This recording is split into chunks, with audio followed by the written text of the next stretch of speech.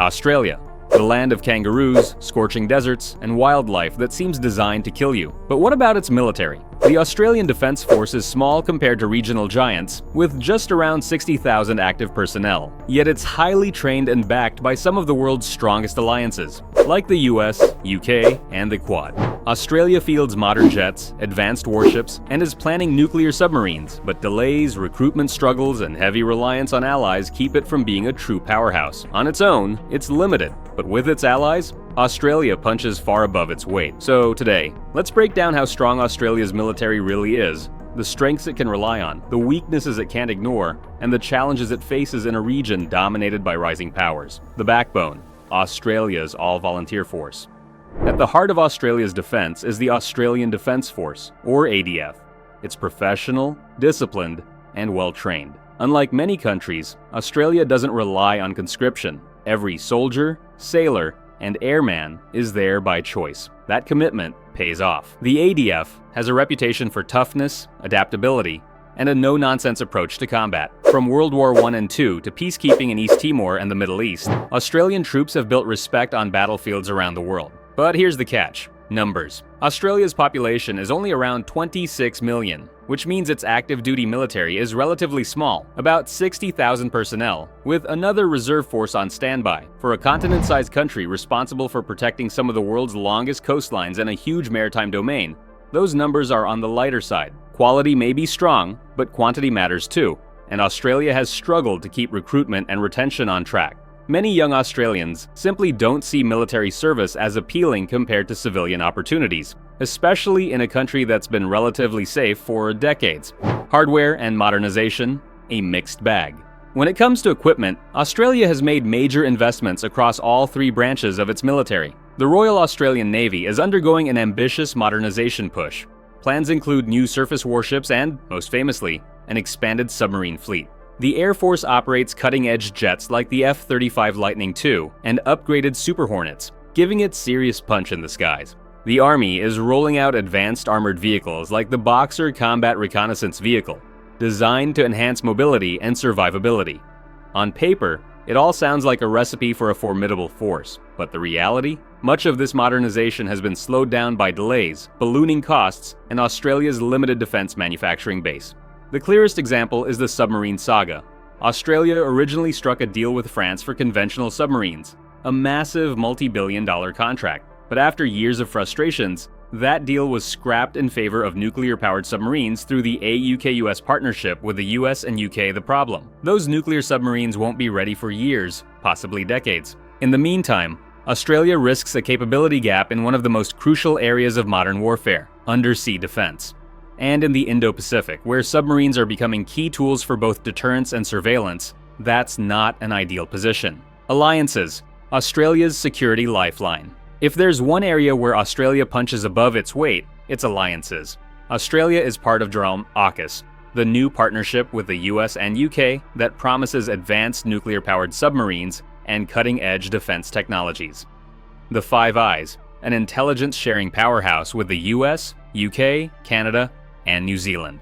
The Quad, a strategic grouping with the US, Japan, and India, designed to counterbalance China's influence in the region. These ties give Australia access to intelligence, advanced military technologies, training, and most importantly, deterrence. Anyone looking to take on Australia knows that its allies could be drawn into the fight, but there's a downside: dependency. For decades, Australian defense policy has assumed that if things got serious, the United States would always have its back. But with Washington facing challenges from Europe to the Middle East to the Pacific, that assumption may not be as ironclad as it once was. If America ever hesitated, or simply couldn't commit fully, Australia's ability to stand on its own would be severely tested. The dragon in the room: China. When you talk about Australia's security, one country inevitably dominates the conversation: China. For decades, Beijing and Canberra enjoyed close trade ties. China bought Australia's minerals, coal, and wine in massive quantities, while Australia relied heavily on that economic relationship to fuel its prosperity. But recently, that partnership has turned from cooperative to confrontational. Trade disputes, tariffs, and outright bans on Australian exports were only the beginning. Allegations of political interference, widespread cyber espionage, and Beijing's increasingly aggressive behavior in the South China Sea have transformed China from Australia's top trading partner into its most pressing strategic threat. Even more concerning, China isn't limiting its ambitions to the South China Sea. It's been expanding its influence into the Pacific Islands, an area that Australia has long viewed as its own backyard. By offering loans, building infrastructure, and negotiating security deals, Beijing is methodically eating away at Australia's traditional sphere of influence, turning neighbors into potential footholds for Chinese power projection. Australia has not stood still. In response, Canberra has significantly boosted its defense spending, poured money into long-range strike systems, and doubled down on regional partnerships. Agreements like AUKUS, the Quad, and closer ties with Pacific nations are all designed to counter China's growing reach. But here's the blunt reality. China's military is enormous. With millions of active personnel, one of the largest missile arsenals on Earth, and the world's fastest-growing navy, Beijing's forces vastly outnumber and outgun Australia's. In a one-on-one confrontation, Australia simply couldn't match China's scale. Its best chance of survival in a major conflict lies in its alliances, particularly the backing of the United States and other regional partners. Without that support, the imbalance is staggering. And that's why, for Australia, China isn't just another competitor on the world stage. It's the dragon at the doorstep, reshaping the entire strategic landscape of the Indo-Pacific. Challenges at home. While outside threats dominate the headlines, some of Australia's biggest military hurdles are actually found at home. One of the toughest? Recruitment. With a population of only about 26 million, Australia doesn't have the same pool of potential soldiers as larger nations. That small population base makes every enlistment count. But the challenge isn't just numbers, it's competition. Civilian jobs often offer higher salaries, better hours, and far more stability than military life. For many young Australians, the idea of long deployments, strict discipline, and the possibility of combat simply doesn't line up with a culture that prides itself on balance, lifestyle, and personal freedom. And it's not just about filling the ranks. The Australian Defence Force also faces an identity question. What exactly should Australia's military look like in the 21st century?